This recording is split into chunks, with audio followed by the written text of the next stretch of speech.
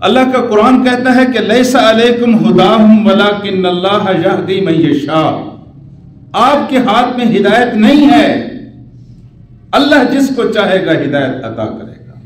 یہ اصولی فکرہ ارشاد فرمانے کے بعد آگے فرمایا گیا وما تنفقوا من خیر فلانفسکم، تم جو کچھ بھی خرچ کرتے ہو کسی کے اوپر منت نہیں لگاتے، کسی کے اوپر احسان نہیں کرتے، اپنا گھر بھرتے ہو۔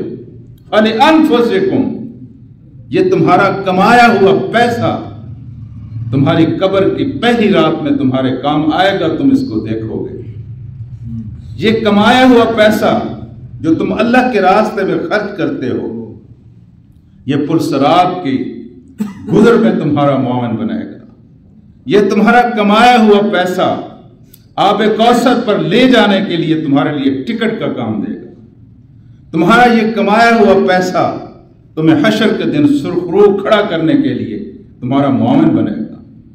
جو کچھ تم کماتے ہو فلانفسکم، جو تمہارے اپنے لیے ہے، بلکہ حقیقی مال بھی وہی ہے جو تم اللہ کے راستے میں دیتے ہو۔ اور پھر اللہ تعالیٰ کا وما تنفقون الا ابتغاء وجہ اللہ، تمہیں جب بھی خرچ کرنا چاہیے اللہ کی رضا کے لیے خرچ کرنا چاہیے، اپنی نمود و نمائش کے لیے نہیں، اپنی سمعت و ناموری کے لیے نہیں، اپنی مشہوری کے لیے نہیں۔ جب بھی تم خرچ کرو اس لیے خرچ کرو تو اس سے اللہ تبارک و تعالیٰ راضی ہو۔ اور پھر اللہ کا قرآن کہتا ہے کہ وما تنفقوا من خیر یوفی الیکم، تم اللہ کے راستے میں جو بھی خرچ کرو گے، جو بھی خرچ کرو گے، تھوڑا خرچ کرو گے، زیادہ خرچ کرو گے، اچھے جذبوں کے ساتھ، نیک نیتوں کے ساتھ خرچ کرو گے، یا دیکھا دیکھی دل کے انقباض کے خرچ کرو گے، لیکن جس طرح تم خرچ کرو گے یوفی الیکم، تمہارے ساتھ یہ خرچ وفا کرے گا۔ کیا مطلب ہے وفا کا؟ یعنی جن جذبوں کے ساتھ تم خرچ کرو گے اس کی جزا تمہیں اسی حساب سے ملے۔ جذبے اچھے ہیں، اللہ کے ہاں مقدار سے زیادہ معیار کو دیکھا جاتا ہے۔ کن جذبوں کے ساتھ آپ نے خرچ کیا؟ کبھی کبھی مال کے ڈھیر پر کھجور کی مٹھی کے اندر سمائی ہوئی چند کھجوریں بھی بھاری ہو جاتی ہیں۔ تو جو تم خرچ کرتے ہو وَيُوَفَّى إِلَيْكُمْ، وہ تمہارے ساتھ وفا کی جائے گی، اس کا تمہیں پورا پورا اجر دیا جائے گا۔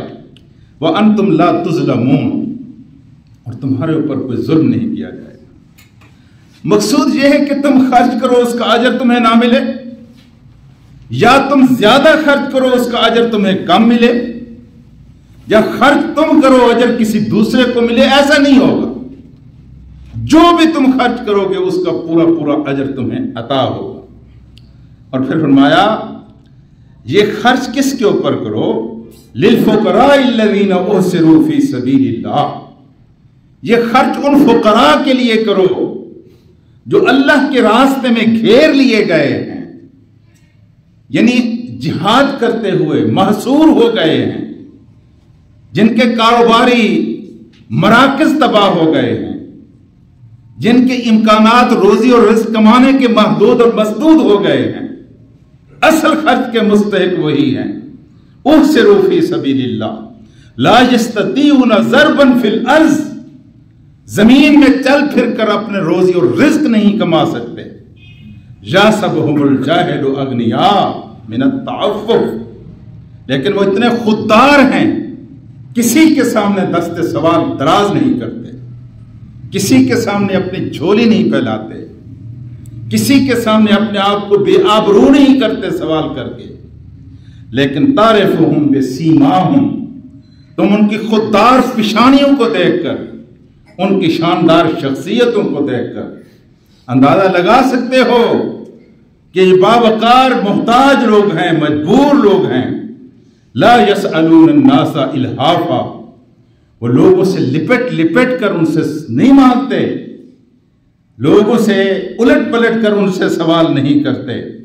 وما تنفقوا من خیر فإن اللہ بہ علیم، دیکھو جو کچھ بھی تم اللہ کے راستے میں خرچ کرتے ہو نہ سوچا کرو کہ تمہارا دیا ہوا ایک دھیلا بھی، تمہارے دیے ہوئے 2 ٹکے بھی، تمہاری دی ہوئی کوئی ایک کھجور بھی اللہ کے راستے میں جو تم نے دی ہے وہ ضائع ہوگی۔